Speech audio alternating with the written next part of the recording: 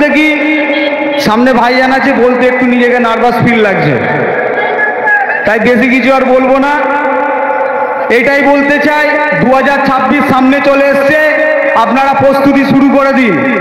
আজ আপনাকে বলে দিই মমতা ব্যানার্জি, সামনে 2026 চলে আসছে, আপনাকে গণতান্ত্রিক প্রক্রিয়ায় এই পশ্চিমবাংলার মানুষ জবাব দিয়ে দেখিয়ে দেবে।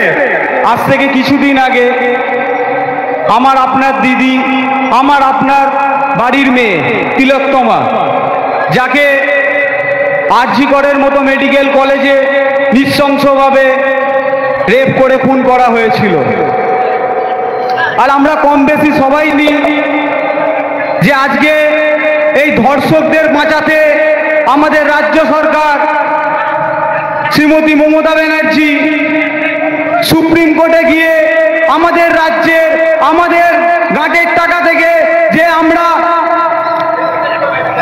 আমাদের টাকাগুলো নিয়ে সুপ্রিম কোর্টে গিয়ে ধর্ষকদের বাঁচাতে গিয়ে কোটি কোটি টাকা শেষ করে দিচ্ছে। কিন্তু আজকে রাজ্য সরকার আমার আপনার দিদি তিলোত্তমার বিচার এখনো পর্যন্ত পাইয়ে দিল না। এখন মাত্র শুধু রাজ্য সরকার নাটক চালিয়ে যাচ্ছে আর বলছে আমরা ধর্ষকদের পাশে নেই।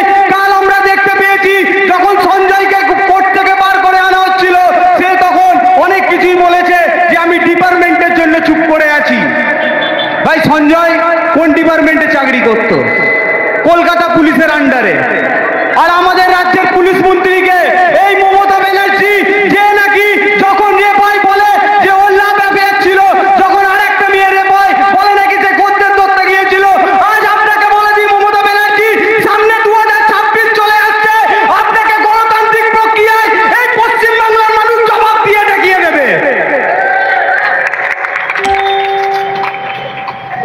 আর একটা আছে না টিএমসির মুখপাত্র দেবাংশু ভট্টাচার্য, আমরা কি দেখেছি যখন পিছলে বর্গের কোনো ভাই উঠে আসে এই তিলোত্তমা দিদির জন্য, যখন একটি আদিবাসী ভাই প্রতিবাদ করছিল, তখন এই দেবাংশু ভট্টাচার্য ফেসবুক পোস্ট করে তাকে মাওবাদী বলেছিল। দেবাংশু ভট্টাচার্যকে বলে দিতে চাই, তোমাকে আজ দল একধার করে দিয়েছে, 2026 আর এই জমিনে তোমাকে খুঁজে পাওয়া যাবে না।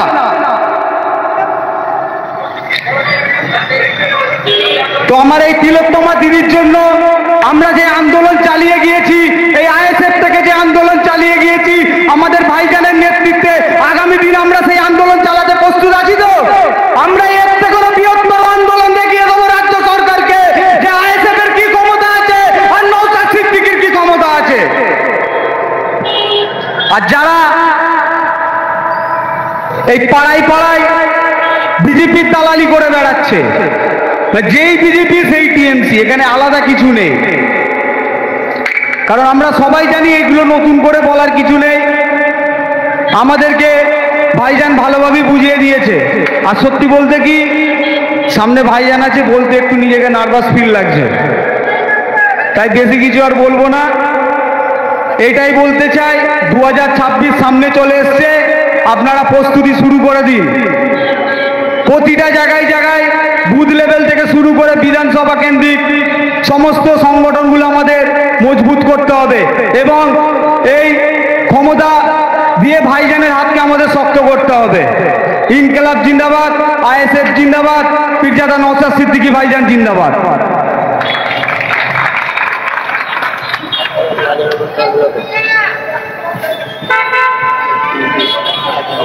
বরণগুলো করে নেবেন, এই ভাইজানকে বরণ করে নেবেন।